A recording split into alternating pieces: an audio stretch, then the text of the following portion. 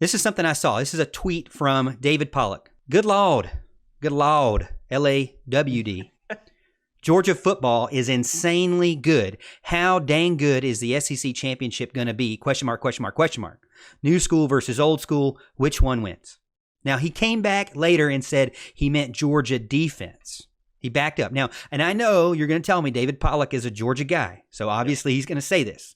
But still, he's in a position where he can't be that way. He shouldn't be that way. But anyways, my question is, why does Georgia get credit for beating Texas A&M? Why does their defense get credit for holding Texas A&M back? And it seems like nobody talks about how Clemson did against them. A lot of people said, well, look, Georgia stopped Texas A&M rushing game. They only had minus 1 yard rushing. Well, first of all, Clemson destroyed their first string running back to where he's no longer playing this season.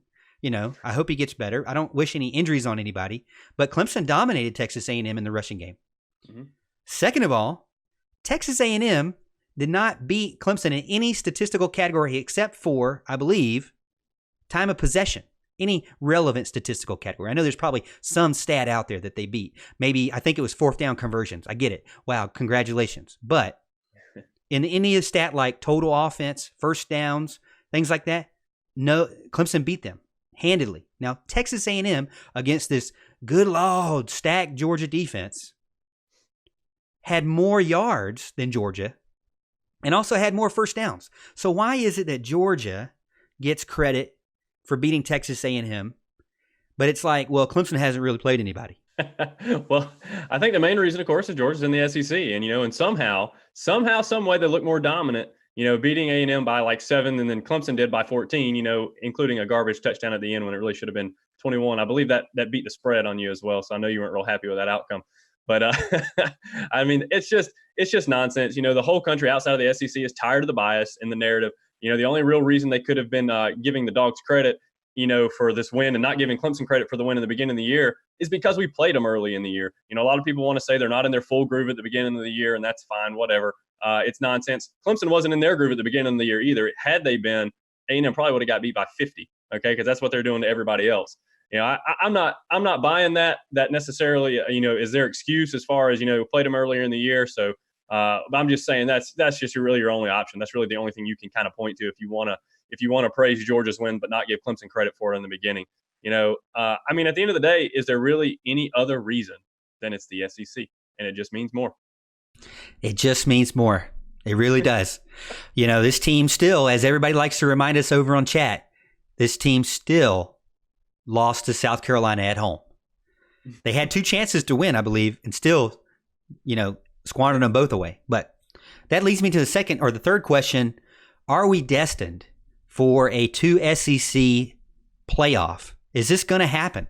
I don't want to see it happen. I really don't. I would like to see an Oklahoma, really. I mean, I know you're going to say, oh, Oklahoma. I'd like to see anybody other than 2 SEC teams. I definitely don't want to see an SEC team with a backup quarterback. I know he scored 66 points, or they scored 66 points Saturday. He had 3 touchdowns. I get it. But it's a backup quarterback. I don't want to see that.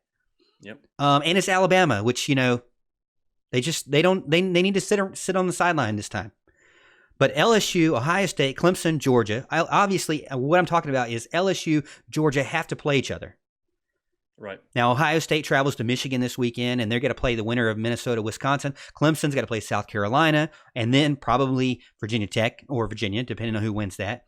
Georgia has to play Georgia Tech. Whoa, big deal. And then going to have to play LSU. LSU has to play Texas A&M, and then probably, then they're going to play Georgia.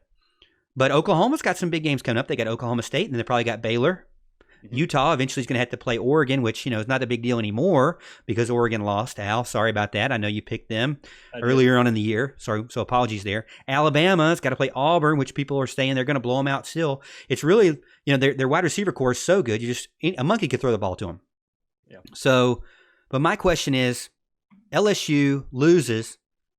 I feel like people are going to say, the committee's going to say, we got to keep them 4. We got to drop them a little bit. Maybe move Ohio State 1, Clemson 2, LSU or Georgia 3, and LSU 4. Maybe something like that. I think that would be probably what they would do if Georgia wins. Now, if Georgia loses, now that would make them, a 2-loss team? Mm-hmm. And so what do you do there? Well, who's right next in line to them? I believe it's Alabama. Yeah. Do you just move Alabama on up?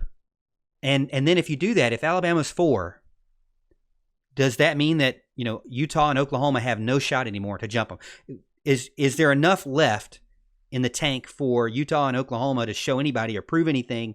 Yeah, I think the real interesting part of this whole argument is, can Georgia beat LSU? Because if Georgia beats LSU, I think that is the best chance the SEC has of getting 2 teams in, because at that point, I really don't see how they're going to leave LSU out. All right. And not that they should or shouldn't. Okay. I'm just saying, I just don't think they will. I think where it gets really interesting is if LSU beats Georgia. Okay.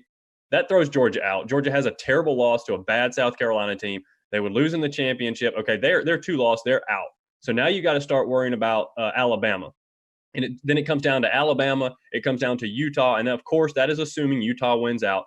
And then it comes down to Oklahoma, and that's, of course, assuming Oklahoma wins out. So there's a lot of what ifs that still kind of go into this whole argument. Okay, but in my opinion, if that happens, LSU beats Georgia, Utah wins out, Oklahoma wins out, then you're choosing between Alabama, Oklahoma, Utah. I honestly believe that Utah would jump Alabama. Assuming Utah wins out, I think Utah is going to be that 4th team. I've said all season long, and I've been saying these past few weeks, I think it's the winner of the Pac-12. Now, I predicted that was going to be Oregon. Obviously, that got blown up, as you mentioned, this past weekend. Okay, but I think Utah is going to be that team.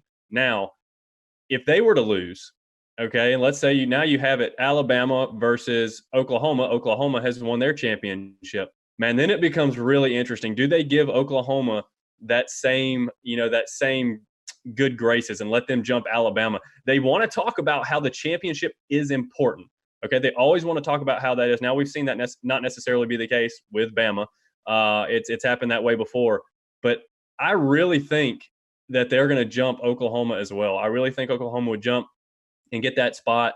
So I believe that Bama's only hope is that Utah or Oklahoma have a loss between now and the end of the season, because I truly believe if they both went out, that either one of them would get in over Alabama. Now, if Georgia wins, I think LSU will get more benefit of the doubt than Alabama, because they at least made the championship game.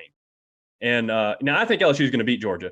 Okay, I think they have too much offense for Georgia. Georgia has just not impressed anybody on offense all year. It's been talked about all year. We've talked about it to death. Their defense is great, but their offense is really bad. Now, I'm also not dumb enough to say they can't win the championship game, because I've seen crazier things happen. But I believe it all comes down to that. If LSU beats Georgia, they knock Georgia out, then it becomes Alabama hoping that Utah or Oklahoma lose, because I think either one of those teams would get the nod over Alabama.